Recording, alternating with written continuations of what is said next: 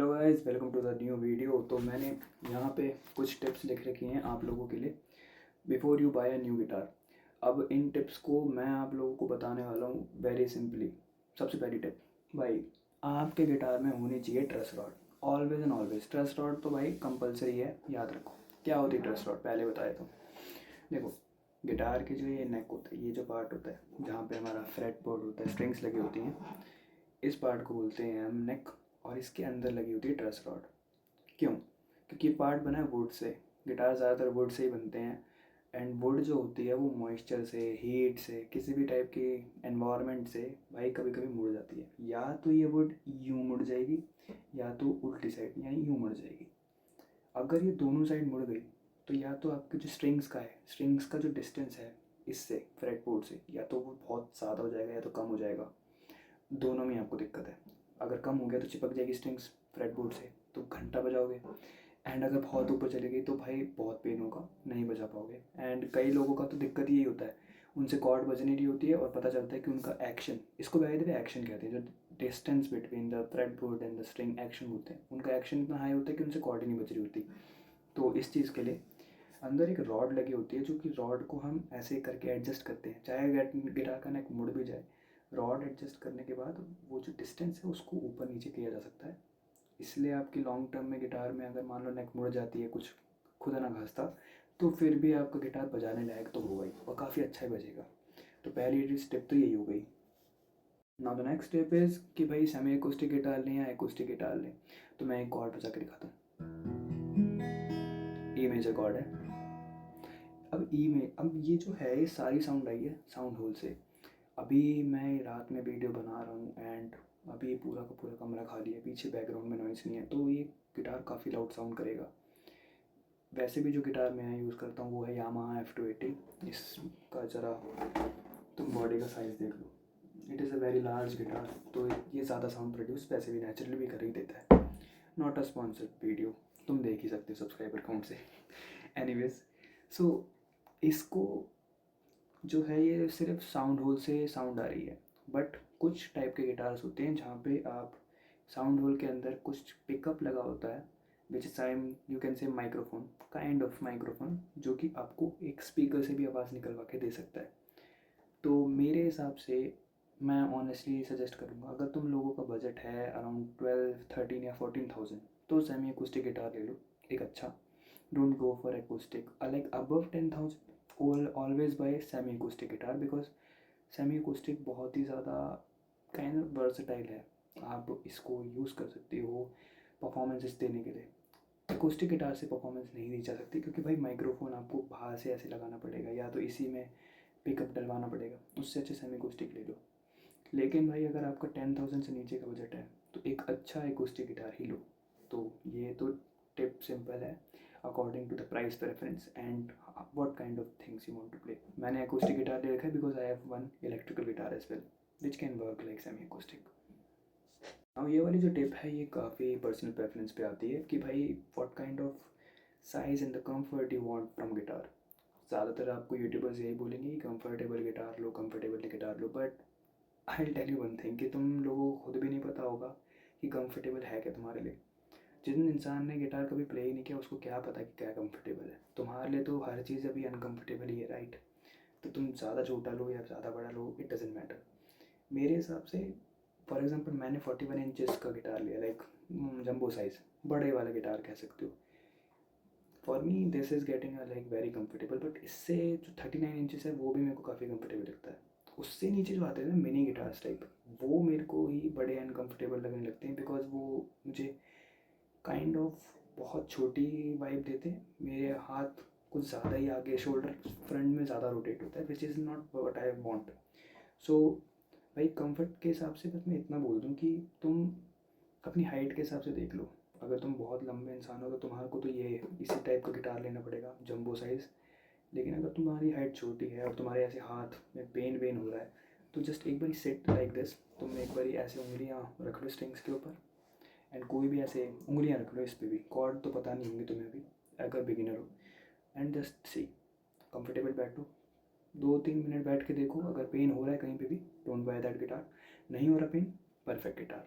और कंपनी वंपनी में मत जाओ, guitar all like every guitar is kind of same, but depends कि भाई तुम्हारा वो क्या है। अभी मैंने लास्ट पॉइंट में बोला था कि भाई आपका वो क्या है, तो मेरा वो से मतलब था बजट। तो बजट आपका होना चाहिए मेरे हिसाब से गिटार खरीदते वक्त 4,000 से ऊपर। 4,000 से नीचे का बजट का गिटार तो लेना ही नहीं है। मैं तुम्हें एक किस्सा बताता हूँ, तुम्हें समझ आएगा।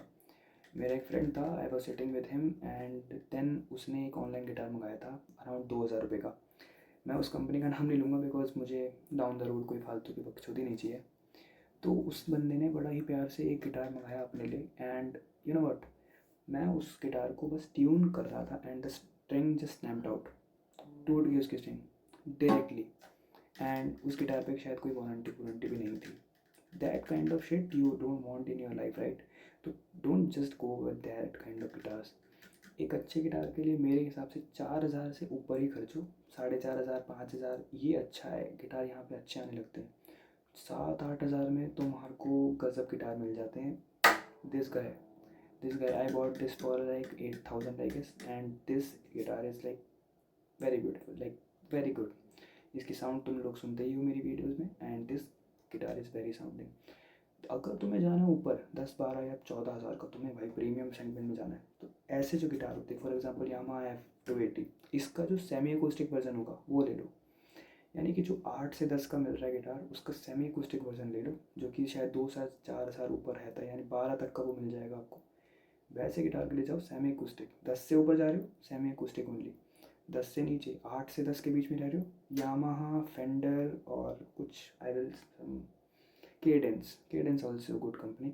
यामाहा, फेंडर, केडेंस, और उससे नीचे bolt that's it. In companies के मैंने नाम ले दिए। मैं उस सस्ते गिटार के कंपनी का नाम नहीं लूँगा, यू गाइस विल नो। अगर तुम गूगल पे सर्च करोगे तो अपने आप मिल जाएगा तुम्हें, अमेज़ॉन पे वो। तो ये रहा गिटार के हिसाब से मैंने बजट भी बता दिया तुम लोगों को। अच्छा, जो ये मैंने अब यहाँ इस वाले पॉइंट में टिप देने वाला हूँ, वो एक ऐसी टिप है जो कि ज़्यादा लोग आपको शायद ना दें, बट मैं दे रहा हूँ। अगर आपको कोई सेकेंड हैंड गिटार दे रहा है, मान लो 3,000 3,500 में एक अच्छा गिटार, तुम उसका ऑनलाइन प्राइस चेक किया, यू नो कि वो महंगा गिटार था, तुमने बिल देखा, महंगा गिटार था, वो तुम्हें सेकंड में मिल रहा है 3,500 4,000 का, just go for that guitar. नया मत लो, तुम जाओ भी मत 8,000 10,000 खर्च भी मत, नया मत लो। सेकेंड हैंड गिटार में एक स्पेशल चीज़ होती है जो कि नए गिटार्स में नहीं होती है, और मैं स्पेशल चीज़ के बारे में अभी बताता हूँ। मुझे नहीं पता यूट्यूबर्स क्यों बात नहीं करते इस बारे में, but I have notice this my self.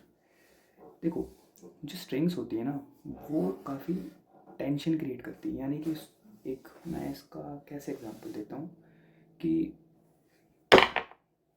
ये कपड़ा है, ठीक है? अगर मैं इसको खींच के रखूँगा तो ये फट सकता है, राइट? अगर मैं इसको खींच के रखूँगा टोटली। वैसे ही स्ट्रिंग्स का है, जब आप उसको ट्यून करते हो पहली बार गिटार, तो जब आप पैकेट में था या बॉक्स में था वो तो बिल्कुल ढीली करके देते हैं स्ट्रिंग्स। पर अब जब उसको आप बजाने के लिए करते हो टाइट टाइट करते हो, तो भाई जो स्ट्रॉन्ग है स्ट्रिंग्स, वो आपके गिटार के नेक को हमेशा दिक्कत देती है, वो सेट नहीं होती स्ट्रिंग्स। लेकिन जब गिटार को आप बजाते रहते हो, ट्यून करते रहते हो, गिटार को बजाते रहते हो, तो वो सेट हो जाती है। एंड एक टाइम आता है जब गिटार की जो स्ट्रिंग्स होती हैं वो परफेक्टली रिदम में चल रही होती हैं।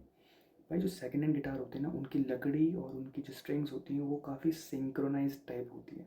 ऑल दो स्ट्रिंग्स चेंज होती है, बट लकड़ी काफ़ी ज़्यादा मजबूत होती है। वो ज़्यादा उसको आदत हो चुकी होती है उतने टेंशन झेलने की। दैट्स वाई मेरे हिसाब से जो पुराने गिटार्स होते हैं ना, वो बहुत सुंदर साउंड करते हैं। ज़्यादा पुराना भी ना हो, मतलब 1-2 साल हो गए हैं उस गिटार को, इट साउंड ब्रिलियंट। एंड ये चीज़ मैंने खुद अपने गिटार में भी नोटिस करी कि ये जब से पुराना टाइप हुआ है ना, this is sounding way better as compared to any other guitar I see. So ये चीज़ याद रखना, maybe just go for.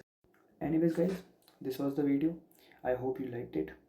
अब आपको किसी भी टाइप की वीडियो देखनी है, जस्ट कमेंट डाउन बिलो, मैं उस टाइप की वीडियो बना दूंगा। And just subscribe to the channel and support dude.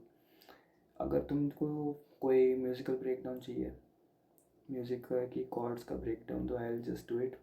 मैं इलेक्ट्रिकल गिटार के ऊपर भी कुछ वीडियोस बनाऊंगा जो कि you will love it. And मैं यूकेलेले के ऊपर भी वीडियोस बनाऊंगा, you will love it to.